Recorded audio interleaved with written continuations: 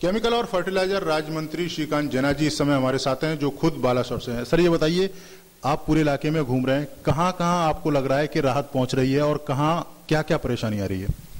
देखिए, जहां तक राहत का सवाल है, राज्य सरकार ने अभी तक राहत पहुंचना में अभी तक कामयाबी हो नहीं पाया है। थोड़ा बहुत ड्राई फूड जैसे चूड़ा वगैरह दिए हैं, लेकिन जो राहत का जो होना चाहिए मैसिवली, वो अभी तक नहीं पहुंच पाया है। जिला का सब ब्लॉक हेडक्वार्टर से लेके जहां पे ज्यादातर लोग मैरून की स्थिति में अभी भी है, बहुत सारी ग्राम पंचायत में, वहां तक पहुंच नहीं पाया है। जिस तरीके से फैलन यहाँ पर आया और उसके बाद जो इंतजाम किए गए, इंटरनेशनल लेवल पर नवीन जी की काफी तारीफ हुई। फैलन का जो प्रभाव था, प्रचार किया गया 350 किलोमीटर स्पीड में हवा बहेगी, लोगों ने गांव छोड़ के भाग के आ गए ऊपर, लेकिन अपने आप लोग भाग के आए, क्योंकि जो प्रचार हुआ कि इतना बड़ा साइक्लोन आ रहा है, इसके चलते लोग अपने आप घर छोड़ के आ गए। लेकिन जब शेल्टर हाउस में पहुंचे, वहां देखा कि वहां कुछ नहीं है। और कहीं भी आप जाइए, चाहे बालेश्वर से लेके गोपालपुर तक आप जाइए, कहीं पे भी आपको नहीं, जो भी शेल्टर हाउस को भाग के आए थे, वहां कुछ भी व्यवस्था नहीं हुआ था। अच्छा, आप खुद सेंटर में मंत्री हैं, तो सेंटर किस तरह से हेल्प कर रहा है यहाँ के लोगों के लिए? देख, आप जानते हैं कि सेंट्रल गवर्नमेंट का जो भी मदद होता है, वो मदद राज्य सरकार का माध्यम से होता है।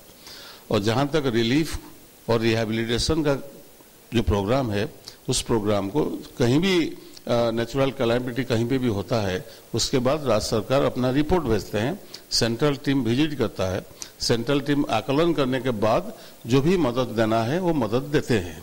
तो उसी हिसाब से अभी सेंट्रल टीम आने वाला है।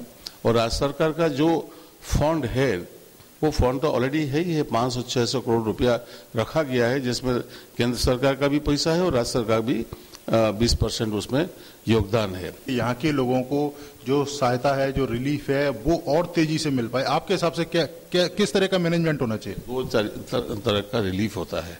एक तो इमरजेंट रिलीफ, पहले रेस्क्यू, उसके बाद इमरजेंट रिलीफ, और नॉर्मलाइज होने के बाद जो नुकसान हुआ है, जैसे सबसे बड़ा नुकसान है किसानों का, और उनके जो भरना करना चाहिए, जैसे कि फसल जो है कंप्लीट खत्म, तो उसके लिए जो सहयोग देना चाहिए, उसका आकलन करने के बाद तुरंत इन लोगों को मदद मिलना चाहिए। तो ये थे हमारे साथ श्रीकांत जेना जी, जिनका कहना था कि जो राहत और बचाव का काम है, उस तेजी से नहीं हो पाया जिस तेजी से होना चाहिए, ताकि जो लोग हैं उन तक ज्यादा से ज्यादा सहायता पहुंच सके।